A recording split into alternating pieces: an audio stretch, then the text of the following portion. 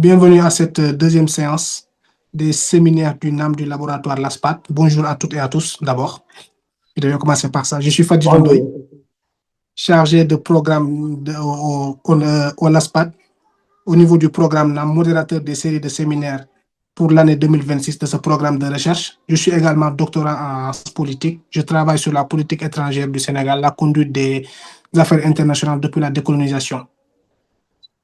Même s'ils ont rejoint tardivement la scène internationale en qualité d'acteurs des relations internationales, les États africains tentent d'insuffler sur le fonctionnement de la vie mondiale. Cela passe non seulement par le développement ou l'appropriation de thématiques, mais aussi par une réception au niveau domestique des normes intergouvernementales. Par exemple, un État comme le Sénégal consacre dans son texte constitutionnel l'expression étendue d'engagements internationaux, ainsi que la possibilité d'entrer en relation avec tout État africain. C'est tout le sens de cette séance qui porte sur la réception par les États africains des normes multilatérales africaines. La communication qui s'ensuit va être délivrée par le professeur Moïse Dianou. Moïse Dianou est enseignant-chercheur à l'Université de Yaoundé et membre du Centre d'études et de recherche en dynamique administrative et politique. Monsieur Dianou, vous avez la parole. Merci. Merci pour cette invitation qui m'est adressée par le LASPAD et qui m'honore. C'est vraiment avec beaucoup de fierté que j'interviens ici aujourd'hui dans le cadre de ce séminaire. J'ai reçu le message, le mail de façon anodine et spontanément, j'ai réagi à l'appel. Évidemment, je n'ai pas été toujours disponible pour les échanges, mais comme je dis, j'avais déjà mis ça dans mon agenda et je devais tout faire pour être là. Donc, je suis là, c'est une opportunité pour moi de pouvoir m'entretenir avec à la fois les collègues du Sénégal, mais aussi les étudiants. Notre public principal, en tant qu'enseignant-chercheur, c'est d'abord les étudiants, donc c'est un plaisir pour moi d'être là aujourd'hui. Bien. Il m'a été demandé d'intervenir de commun accord sur le thème de la réception par les États africains des normes multilatérales africaines. La réception par les États africains des normes multilatérales africaines. C'est une thématique que je vais développer en 4 points. Un premier point sera sur les aspects théoriques. Un deuxième point sera sur les aspects processuels. Un troisième point sera sur les aspects empiriques. Et un quatrième point sera sur quelques esquisses des résultats. Quelques esquisses de résultats. Cela dit, pour ceux qui voudraient avoir davantage de connaissances autour de cette thématique-là, c'est le résultat de quelques recherches, de 2 recherches que j'ai eu à mener sur ce terrain-là. Une première recherche, c'était en 2017, entre 2015 et 2017, sur les questions environnementales. C'est un article qui a été publié à la revue Vertigo, la revue canadienne de l'environnement. Et le titre exact, c'était l'expertise gouvernementale saisie, la croissance gouvernementale saisie par l'expertise des organisations de la société civile de défense des forêts.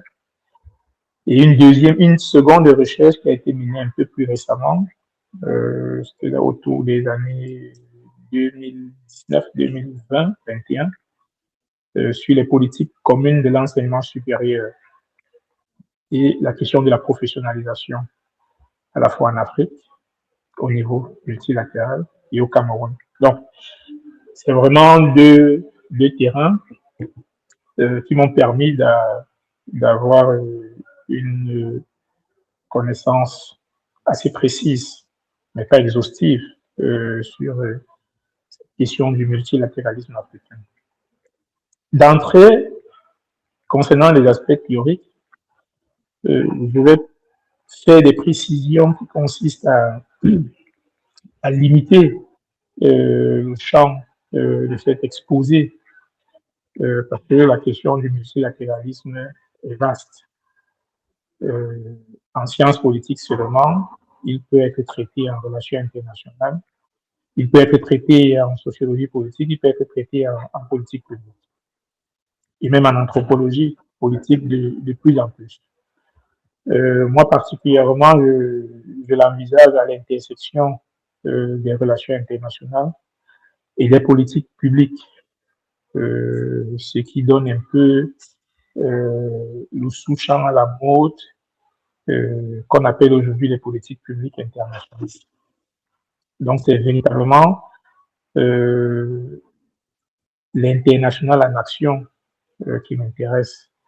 Non pas l'international en action au sens de la politique internationale, même si je reste attaché sur ces questions de dynamique d'ordre international. Mais beaucoup plus l'international en action au sens ou bien dans la logique de la production du sens. Cela dit, lorsque j'envisage le multilatéralisme, c'est certes en m'appuyant sur les classiques internationaux ou bien internationalistes que sont David Mitrani et N. Haas, qui sont les internationalistes qui se sont intéressés de façon pionnière à la question du multilatéralisme à travers les approches théoriques reconnues qu'on a qualifiées de fonctionnalisme et de néo-fonctionnalisme des relations internationales.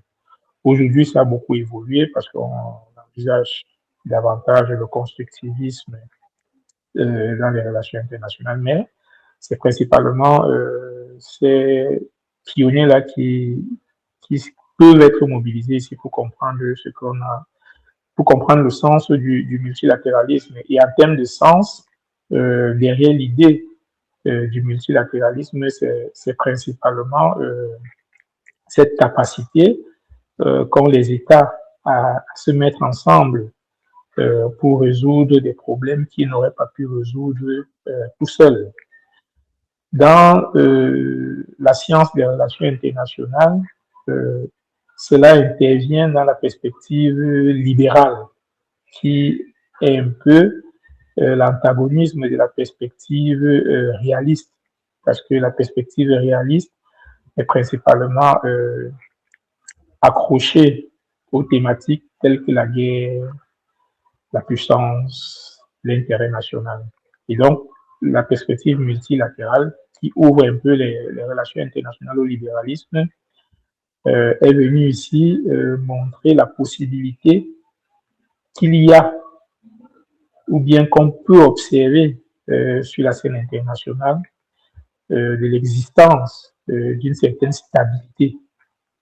Le multilatéralisme est donc lié aux enjeux de stabilité, pas aux enjeux de paix, non, mais aux enjeux de stabilité, parce que derrière l'idée du multilatéralisme, c'est la perspective de se mettre ensemble pour pouvoir résoudre ou bien prendre en charge des questions ou bien des difficultés qu'on n'aurait pas pu prendre tout seul, ou bien qu'un État n'aurait pas pu gérer tout seul.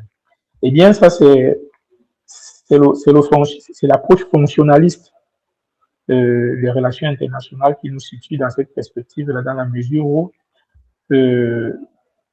la diversification des acteurs internationaux, au sens où ce n'est plus seulement l'État qui est l'acteur des relations internationales, même s'il reste l'acteur majeur, il y a la possibilité d'avoir d'autres acteurs. Et cela s'est observé dans le cadre conflictuel avec la mise en place de la Société des Nations et un peu plus avant avec la mise en place de l'Organisation internationale de la télégraphie. C'était la première institution internationale à être mise en place, donc c'était la première instance multilatérale à exister. Et donc, parce qu'ici, il fallait que les États puissent résoudre ou bien réguler les enjeux de communication. Et la télégraphie était ici le domaine pionnier qui permettait aux États d'entrer en contact euh, et qui a précédé tout ce qui va se développer après en termes de moyens médiatiques et autres. Donc, l'idée ici est fonctionnelle. Mais derrière cette idée fonctionnelle-là, euh, les réalistes des relations internationales vont surgir et vont essayer de montrer que bien qu'il y ait cette possibilité de stabilité ou bien de stabilisation de la politique internationale, là, cela n'exclut pas qu'il y ait des enjeux d'intérêt national derrière le multilatéralisme. Comme pour dire que la mise en place des institutions internationales n'est pas exempte de la poursuite des intérêts nationaux autant pour moi par les États. Cela peut s'inscrire dans la logique de l'appropriation des institutions internationales par des États qui peuvent soit être des États puissants, soit être des États faibles. On peut l'observer aujourd'hui à travers plusieurs institutions internationales où les États puissants s'arrogent des capacités d'instrumentalisation de ces institutions internationales. Mais aussi certaines institutions internationales ou même les États moins puissants, ce qu'on appelle États faibles, parviennent à retrouver, bien à poursuivre leurs intérêts à travers leurs interventions au sein de ces instances internationales. Mais néanmoins, ce qu'il convient de retenir derrière cette tentative de limitation de l'institution multilatérale ou bien du multilatéralisme, c'est que la politique internationale n'est pas faite que de conflictualité ou bien d'affrontement, même si désormais on s'affronte au sein des institutions multilatérales. Mais le fait déjà de se retrouver ensemble et d'envisager de progresser vers la résolution de certaines difficultés, de certains enjeux montre que il y a bien une possibilité de normer la vie internationale. Donc, c'est un peu le postulat de base. Maintenant, la question qu'on va se poser, c'est comment est-ce qu'on norme la vie internationale, comment est-ce qu'on norme la politique internationale. On se souvient bien que on dit les États n'ont pas de maître. Les États. Monsieur Yanou, est-ce que vous êtes toujours avec nous? Je pense qu'il y a un problème de connexion au niveau de l'intervenant.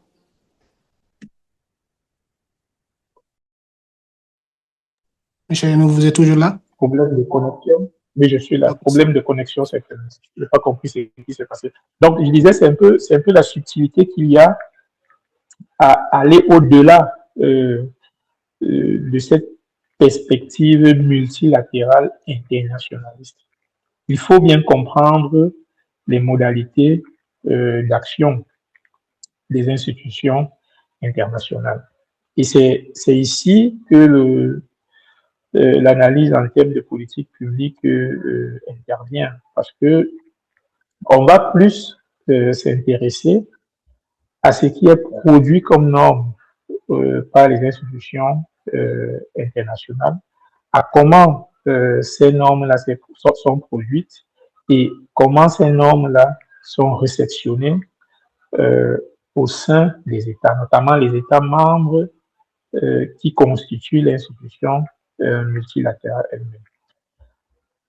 Toujours dans la dimension théorique, on a tendance à dire que les institutions multilatérales sont créées par les États, mais une fois que l'institution multilatérale est créée, elle semble s'autonomiser de la volonté des États. C'est dans cette perspective-là que les institutions multilatérales vont agir de façon contraignante sur les États parce qu'elles se constituent une identité différente de celle de ces États membres. Et donc, ce n'est que à travers cela que finalement, elles peuvent exister. Et on va se rendre compte ici que dans cette volonté d'existence-là, il va se développer un ensemble de pratiques, un ensemble de règles, un ensemble de codes et un ensemble de symboles dans différents secteurs internationaux. C'est je dirais, c'est cette panoplie d'éléments-là, d'éléments hétérogènes, tant au sens de leur nature qu'au sens de leur constitution, que va finalement se développer ce que James Rousseau, autant pour moi, a qualifié de régime international. On ne peut pas comprendre le multilatéralisme si on ne comprend pas la notion de régime international. L'idée de régime international, c'est la capacité au plan international à mettre en place un ensemble de règles qui vont servir de repère pour l'action des États sur la scène internationale. Et donc ici, les institutions internationales vont participer de la production de régimes internationaux. Et on aura autant de régimes internationaux que d'institutions internationales. Où vous voulez, on aura autant de régimes internationaux que de problèmes internationaux. On aura un régime international lié à l'environnement, on aura un régime international lié à la migration internationale, on aura un régime international lié à la traite des enfants, on aura un régime international lié à la guerre, à la paix, on aura un régime international lié au trafic de drogue, etc. Donc, autant de problèmes qu'on peut rencontrer sur la scène internationale. Les institutions internationales qui se créent contribuent au développement d'un régime international en rapport à ces problèmes-là. Tout comme au sein des États, en fonction des problèmes auxquels sont confrontés les États, des politiques nationales sont mises en place. Ici, j'opère une sorte de mise en corrélation entre régime international et politique internationale. Mais c'est de bonne guerre, ou bien je dirais, c'est pour simplifier, afin que les étudiants qui ne sont pas encore au même niveau de théorisation que moi ou les collègues puissent comprendre ce que j'entends par régime international. Donc, du coup, ce qu'on va appeler norme internationale, c'est ce régime international-là qui va peser sur les États. Et dans le cadre de ce développement d'institutions internationales qui sont le reflet du multilatéralisme, il y aura des institutions qui seront propres au continent africain. C'est-à-dire qu'il y a des institutions internationales globales qui regroupent l'ensemble ou bien la majorité des États du monde entier. Je prends l'institution phare qui est l'ONU, l'Organisation des Nations Unies. Mais toutes les institutions ne sont pas globales. il y a des institutions qui sont régionales. Et ici, donc, en termes d'institutions internationales, en termes de multilatéralisme, celui qui nous intéresse, c'est celui qui est circonscrit par le continent africain. Exemple, l'Union africaine, c'est le reflet du multilatéralisme africain. Si je prends la CEDEAO, si je prends la CEMAC, ce sont des institutions multilatérales typiquement africaines, même si on peut avoir leur pendant sur d'autres continents ou bien sur d'autres aires géographiques. Cela dit, en termes imagés, bien si je veux dire en termes de données empiriques, voilà une institution internationale. Au plan global, c'est l'ONU, c'est l'OMC. Au plan régional de l'Afrique, c'est l'Union africaine, c'est la CEDEAO, c'est la CEMAC, c'est la SADC. C'est l'ensemble des institutions qui sont créées au niveau du continent africain.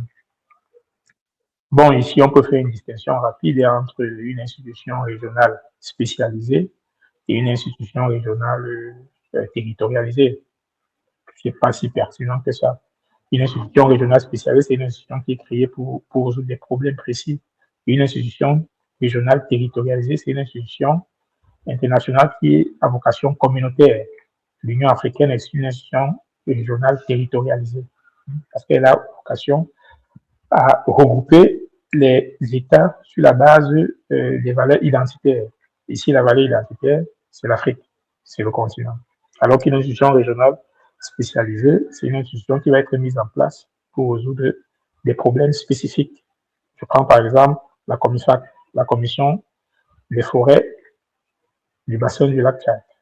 C'est une institution régionale spécialisée parce qu'elle va être spécialisée dans la gestion des forêts. Et le processus de mise en norme de l'espace international, régional, c'est lequel? C'est notamment la production des normes, ou bien la production des règles qui vont s'imposer aux États. Ici, deux variables à prendre en compte. Comment sont produites les normes et comment sont réceptionnées les normes. S'agissant de la production des normes,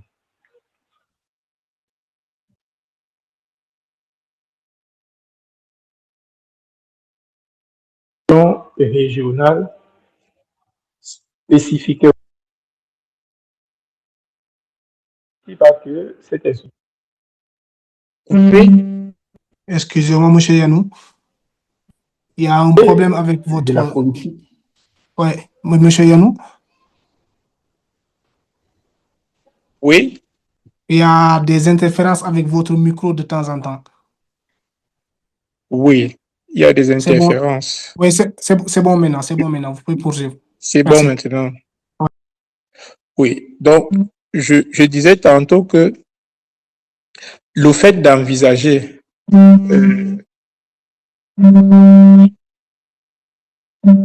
là, ça revient. Vous m'écoutez? Là, ça revient, oui, ça revient de manière sporadique, là. Là, il y a un portable qui vibre. Non, là, on ne vous entend plus. Là, c'est bon. Là, c'est bon. Vous pouvez poursuivre. C'est bon. Là, c'est bon? Là, c'est bon. Là, c'est bon, oui. Poursuivez. C'est reparti, on dirait.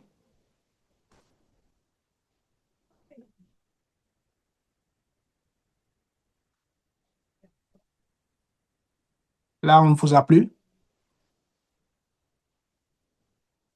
On dirait qu'il y a un problème technique avec l'intervenant. Il est en déplacement normalement.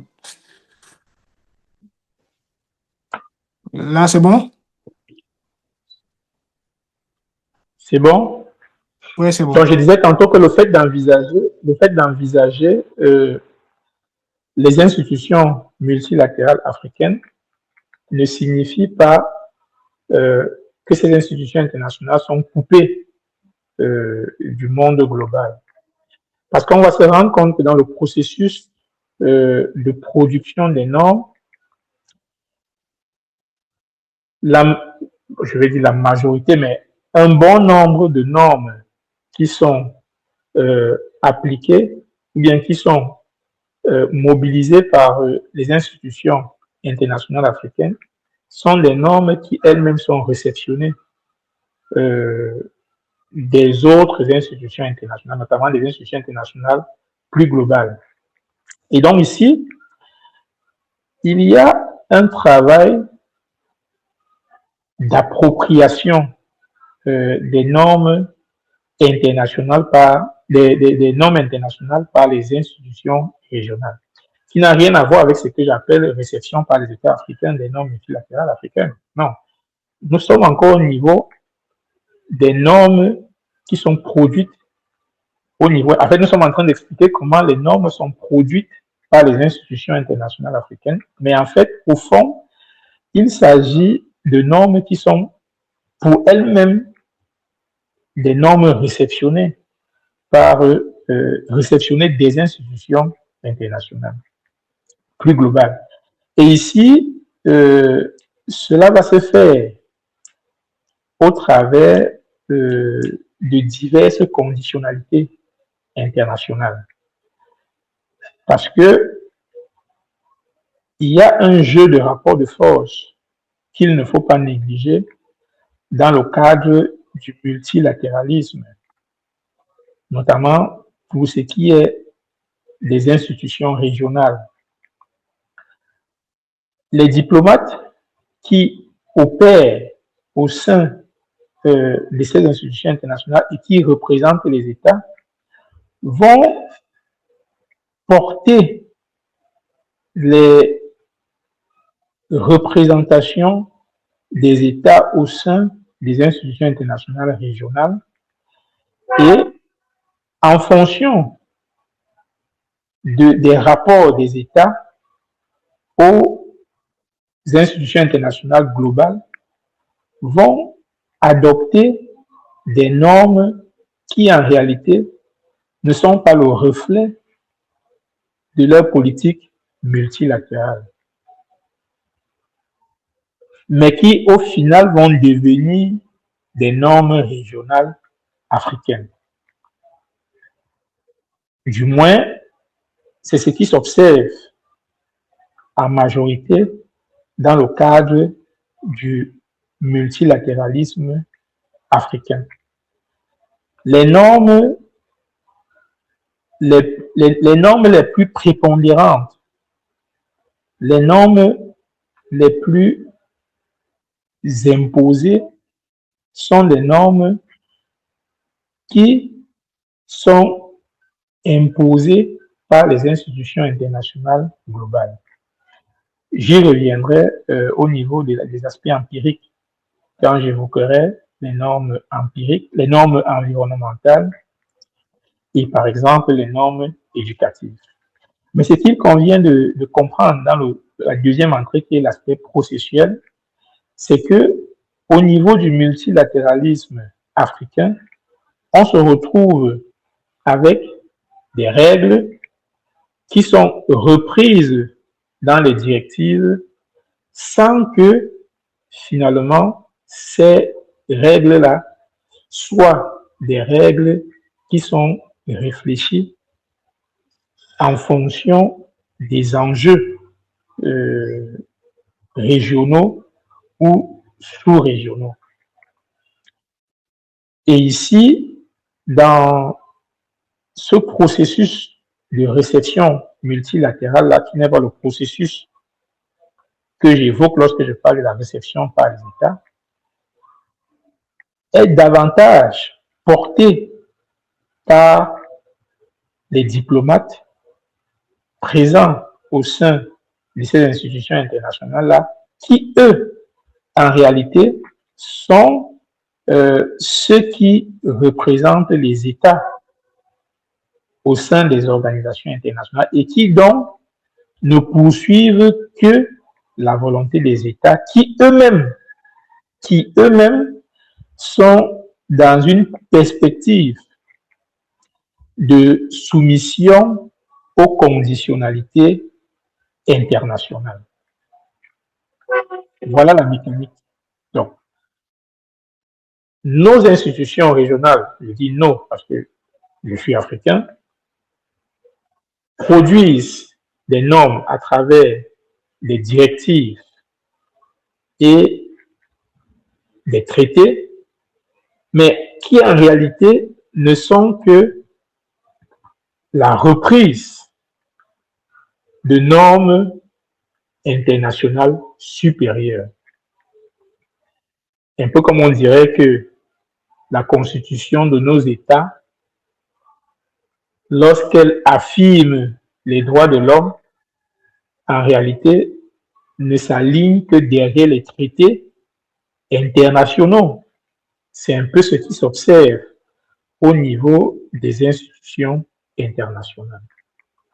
Donc, il y a une reprise des valeurs internationales, des symboles internationaux et des enjeux internationaux au sein du multilatéralisme régional, qui finalement va se traduire en normes multilatérales africaines. Donc, nous entrons dans le deuxième processus, qui est le processus le plus pertinent, c'est la réception étatique de ces normes multilatérales africaines-là. Donc, les institutions internationales africaines vont produire des directives qui sont les moyens normatifs à travers lesquels elles opèrent, à travers lesquels elles se déploient au sein des États.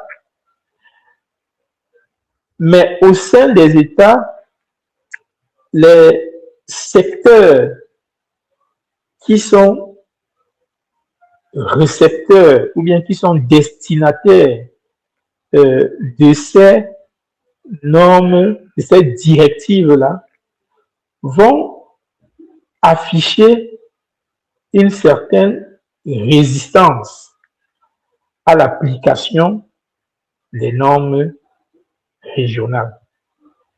Ce qui est logique.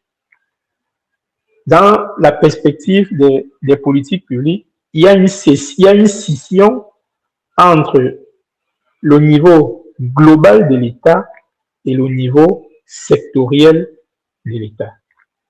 C'est-à-dire que l'État, comme entité agissante à travers ses autorités publiques et politiques, est porteur d'une vision qui, finalement, peut se révéler être en contradiction avec une autre vision qui, elle, est sectorielle, c'est-à-dire qui est produite dans un domaine spécifique d'intervention.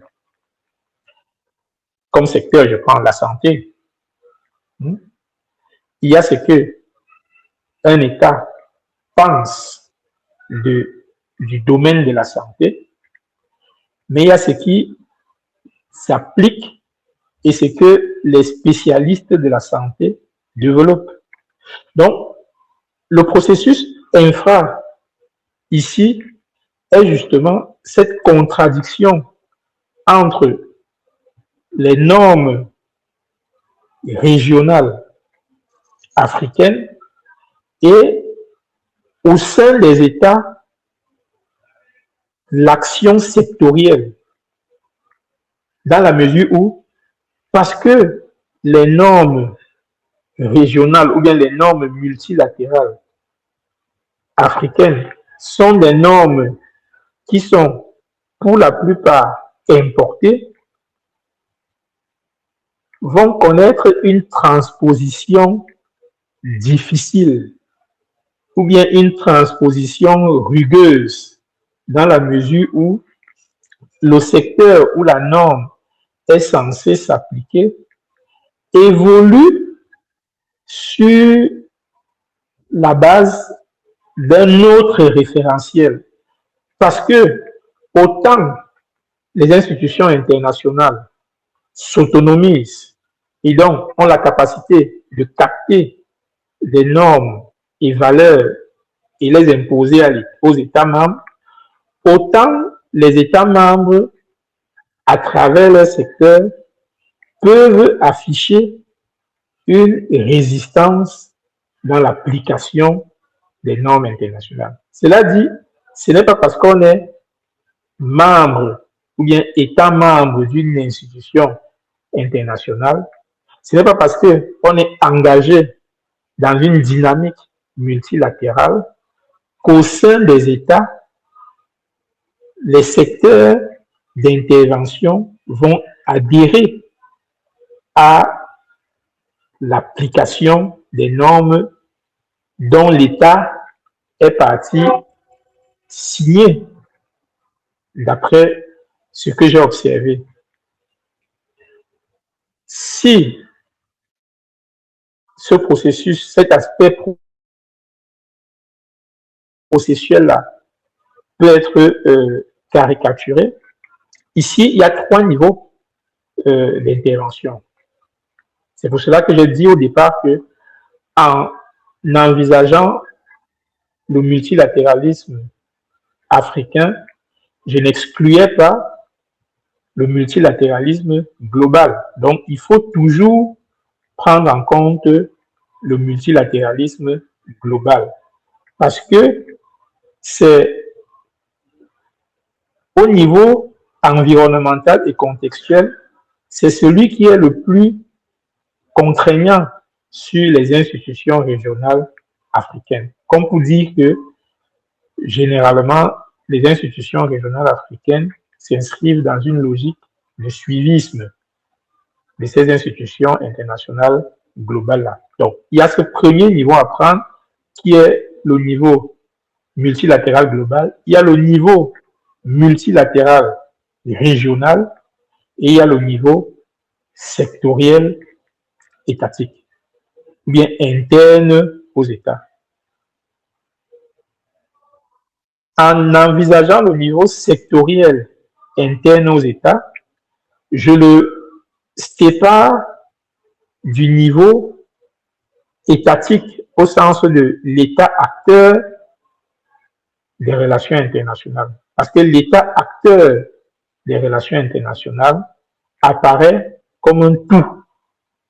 Or, une fois qu'on est à l'intérieur de l'État, on se rend compte que un État peut rencontrer, ou bien rencontre, pas peu, parce que c'est général, un État rencontre des difficultés à pacifier lui-même son espace de politique interne.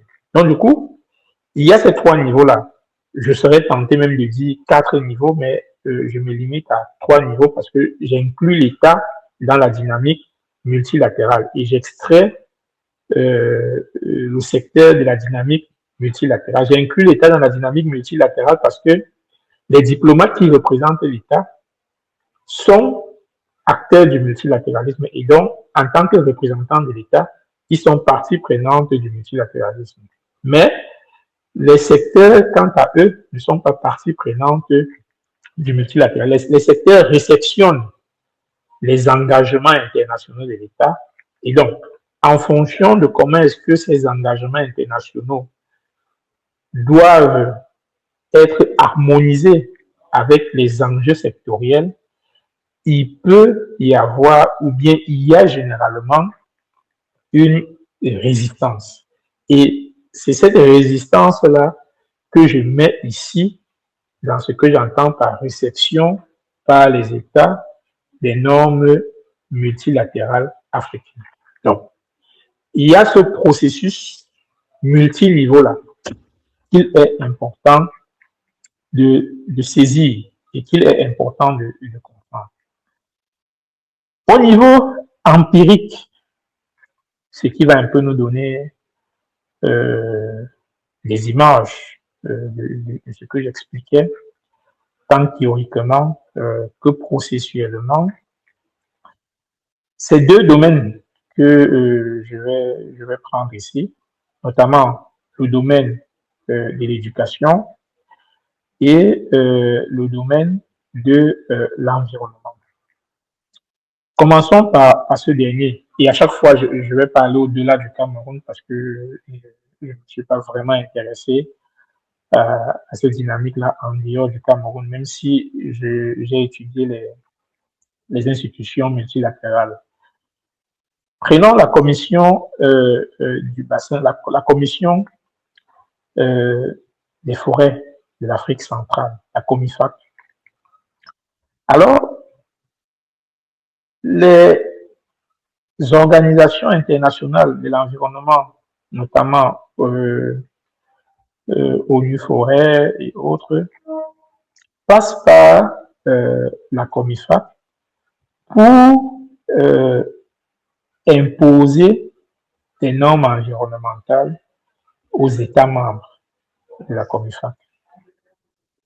Je prends ici par exemple un instrument phare qui est celui du RED, réduction des émissions de gaz à effet de serre due à la dégradation des forêts par la déforestation. Donc, c'est quoi le RED?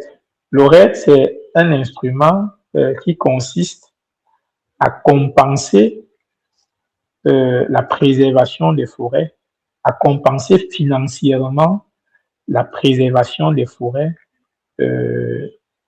du bassin du Congo, qui est, après le bassin de l'Amazonie, l'une des plus grandes réserves forestières du monde. Et il s'avère, d'après les découvertes des spécialistes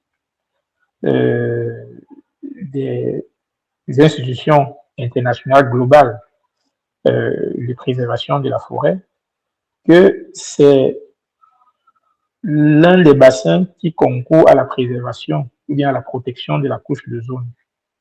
Et donc, du coup, pour préserver davantage la couche d'ozone, il faut que les États africains réduisent leur exploitation de leurs forêts, réduisent leur exploitation de leurs forêts. Mais comme ces institutions multilatérales globales ne peuvent pas, ou bien même si elles interagissent bilatéralement avec les États, elles vont passer par une institution multilatérale régionale auquel les États africains concernés sont membres et que parce qu'ils sont membres, ils ont la contrainte de respecter les engagements de cette institution internationale. Donc, les institutions internationales globales vont passer par la COMIFAC pour vendre auprès des États les politiques de réduction des gaz à effet de serre, mais des politiques qui vont reposer sur l'exploitation réduite des forêts. Et c'est la COMIFAC qui va donc se charger ici, à travers ces directives, de produire l'ensemble normatif qui va s'imposer aux États. Mais seulement au sein des États, il y a un dilemme qui est celui du développement. En ce sens que pour la majorité des États du bassin du Congo, la forêt est une ressource au même titre que les minerais.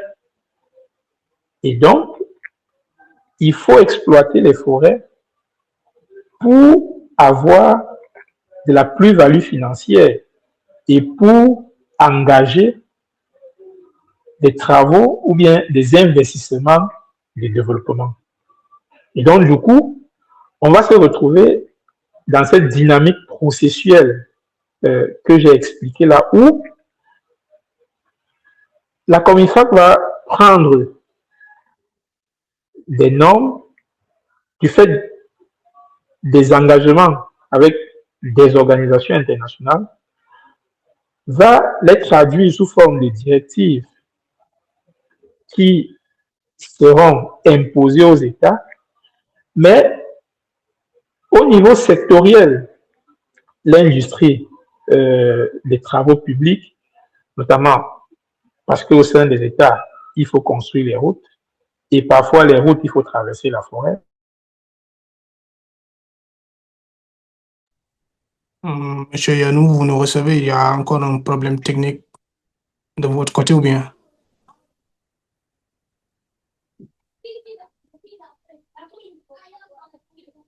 Monsieur Yanou, vous êtes là?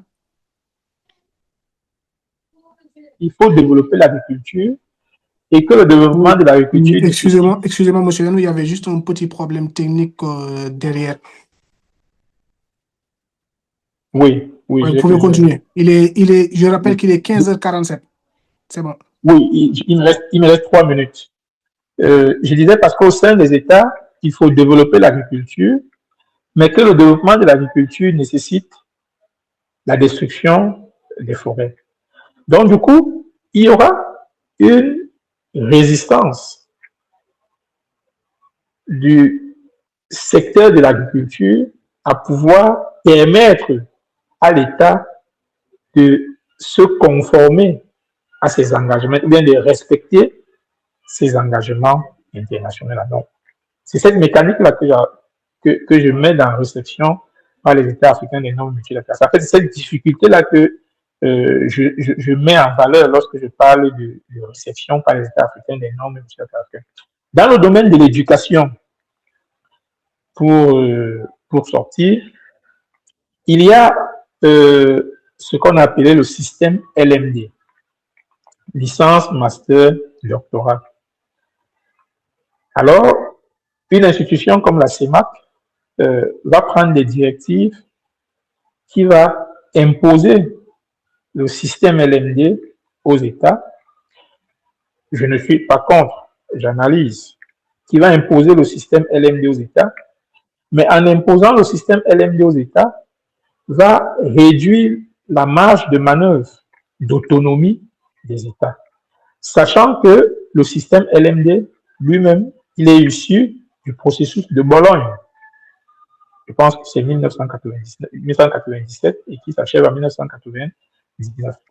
Et donc, du coup, lorsque ces directives vont arriver au sein des États, elles vont rencontrer des résistances parce que le secteur de l'éducation, notamment pour ce qui est de l'enseignement supérieur, connaît des dynamiques qui, quelquefois, n'entrent pas dans le triptyque licence, master, doctorat.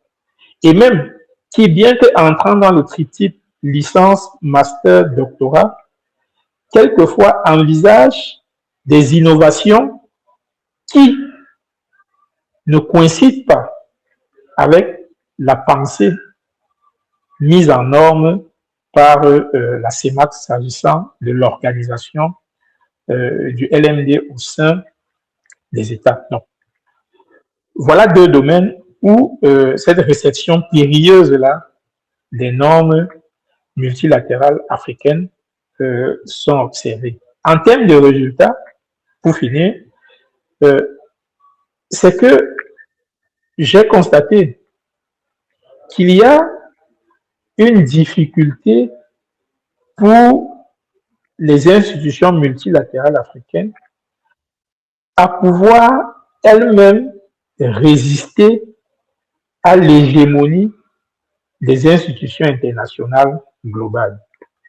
Et c'est parce qu'il y a cette soumission des institutions régionales africaines que finalement les États ou bien les secteurs au sein des États se retrouvent en train d'appliquer des normes qui sont contraires à leur vision de développement. C'est sur cette conclusion-là que je vais sortir. Donc, il y a vraiment une asymétrie entre normes multilatérales africaines et expansion sectorielle au sein des États membres. Merci. Merci à vous, M. Yanou, pour cette communication qui est revenue sur pas mal de détails concernant la réception par les États africains des normes multilatérales africaines. Moi, j'ai retenu principalement au niveau des aspects théoriques le fait que vous vous êtes épanché sur la question du multilatéralisme avec la large couverture que cette notion pourrait recevoir, non seulement au niveau des relations internationales, de la sociologie politique, de l'anthropologie, mais également des politiques publiques qui nous réunissent aujourd'hui. Vous avez également esquissé l'approche fonctionnaliste telle que développée par David Mitrani. Je vais juste ajouter que David Mitrani parlait de contribution singulière des organisations internationales à la paix, marquant le point de départ de l'action comme de la réflexion, non pas en termes de puissance, mais en termes d'enjeux sociaux. Il était principalement critiqué par son penchant apolitique puisque selon lui, la primauté devrait pouvoir revenir à la création d'organisations techniques pour pouvoir recouper des secteurs bien déterminés. Concernant la notion de régime international, c'est un ensemble de principes, de normes, de règles qui doivent guider les processus quant à la prise de décision des acteurs. La théorie du régime dépasse les perspectives réalistes pour embrasser les programmes de recherche d'intégration régionale, de communauté de sécurité, de fonctionnalisme, de néo-fonctionnalisme ou même de transnationalisme. Vous êtes également revenu au niveau des aspects processuels en deux temps, retenant principalement comment est-ce que ces normes étaient produites, étaient créées, mais également comment est-ce qu'ils étaient réceptionnés au niveau des États membres, avec une certaine opposition ou encore une certaine résistance. Vous avez développé un niveau global et un niveau sectoriel au niveau des États. Vous avez esquissé également au niveau de la démonstration empirique l'exemple du domaine environnemental avec la Commission des forêts au niveau de votre région, à savoir l'Afrique centrale, mais également le domaine de l'éducation, à savoir le système LMD, qui est juste une transposition du modèle, ou plutôt du processus de Bologne, qui appartenait à l'Union européenne et qui a été incorporé ou encore pris en charge par les États africains. Au niveau enfin des résultats, vous avez montré la difficulté que les organisations africaines avaient à résister à l'hégémonie des acteurs extérieurs, principalement dû à leur interdépendance ou plutôt à leur dépendance quant à des logiques de financement, quant à des logiques de logistique, principalement pour leur fonctionnement. Pour ne pas empiéter sur le temps, on va juste prendre 3 séries de questions. Vous avez juste maximum 2 minutes pour poser votre question. La séance doit prendre fin, disons, à 16h05. Je compte sur vous également pour maximiser le temps. Merci. Quelqu'un a une question ou bien j'avais vu tout à l'heure une main se lever? Ah. Toutefois, moi, j'ai principalement 2 questions à vous adresser. Oui. Est-ce que le recours à des institutions plurielles ne peut pas être une entrave à l'idée de normes communes, donc au processus d'uniformisation? Est-ce que le recours à des institutions plurielles, par exemple, vous avez développé sur la CEDEAO, sur la CEMAC, entre autres, est-ce que le recours à des institutions plurielles, surtout au niveau sous-régional, ne peut pas être une entrave à l'idée de normes communes, donc au processus d'uniformisation? Oui, on revient un peu dans ce que j'expliquais. Vous savez que la balkanisation de l'Afrique en institutions sous-régionales n'a pas forcément été le fait des Africains eux-mêmes. La CEDEAO, la CEMAC, la SADC, au fond, lorsqu'on est un peu cultivé, on sait bien que c'est un découpage qui a été réfléchi par les partenaires occidentaux pour mieux travailler avec les États africains. parce que il était difficile d'intervenir au sein de chaque État. Alors, il fallait des regroupements par région et après un vaste regroupement à travers l'Union africaine qui permettrait que il y a un principe, ce qu'on appelle dans le cadre du multilatéralisme, le principe de subsidiarité qui a permis l'intervention. Donc, c'est certainement une entrave à l'action commune, mais c'est aussi le reflet de la politique internationale au sens où les puissances internationales imposent leurs modalités d'action à la région africaine et du coup, celle-ci, si elle n'est pas capable de pouvoir s'imposer, va suivre ces logiques d'action-là qui, au fond, ne sont pas des logiques d'action qui lui permettent d'avoir une action efficiente. Je passe la parole à Safiatou Diakhaté. Vous avez 2 minutes pour poser votre question. Merci. Bonsoir, j'espère que vous allez bien. C'est Safiatou. Bon, je n'ai pas de question, mais je voulais juste rebondir sur votre question, Monsieur Fadilou. À savoir si les organisations plurielles ne peuvent pas empiéter. Je ne connais pas la suite, mais je saisis un peu l'idéologie. Disons, j'ai compris ce que vous voulez dire, et je voulais ajouter que ces sources d'insécurité juridique, à mon humble avis, ces sources d'insécurité juridique, quand on a plusieurs normes qui sied sur un domaine ou bien sur plusieurs domaines, ça empiète sur la sécurité juridique de ces normes-là. Et si on avait une norme commune englobant tous les domaines ou bien chaque secteur, je pense que ça pourrait être beaucoup plus bénéfique pour l'Afrique en particulier. Merci beaucoup. Merci à vous, Safiatou. Je pense pas qu'une question a été posée au niveau du chat.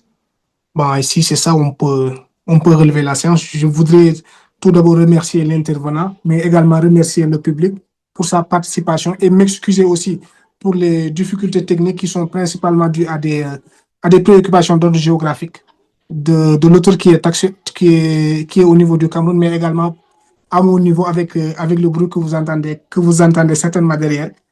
Je remercie également le public pour sa participation et je l'invite principalement à suivre les activités du NAM au travers de la production de bulletins mensuels, de capsules vidéo, de ces séances de séminaires qui sont assez épisodiques. Bientôt, vous aurez un nouveau numéro qui va porter sur un autre domaine intéressant, l'action multilatérale africaine. Donc, du coup, vous avez un mot de la fin ou bien? C'était avec beaucoup de plaisir que j'ai participé à ce séminaire. J'espère avoir apporté une contribution à la compréhension du multilatéralisme africain, principalement au sens de l'analyse des politiques publiques, pas au sens forcément des relations internationales. Donc, j'espère que cette spécificité a été mise en valeur et que peut-être ça ouvrira des champs de recherche aux étudiants qui sont intéressés par l'analyse des politiques publiques. Merci. Allez, merci à vous. Merci à tout le monde. Merci.